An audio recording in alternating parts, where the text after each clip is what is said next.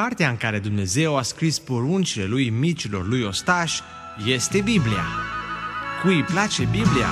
Hai, cântă împreună cu mine!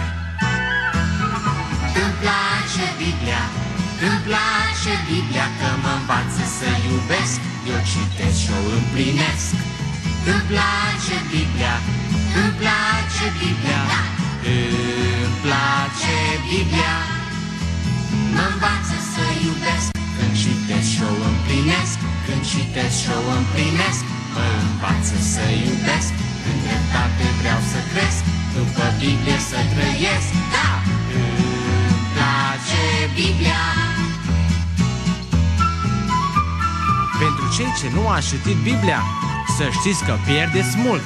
Copii, spuneți-le de ce! Biblia e cartea, Biblia e cartea ce te învață să iubești, eu citesc și o împlinești.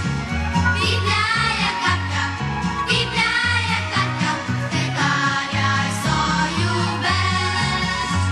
Te învață să iubești, când citești și o împlinești, când citești și o împlinești, Te învață să iubești, în dreptate ai să crești, după Biblie să trăiești, da! Îmi place Biblia.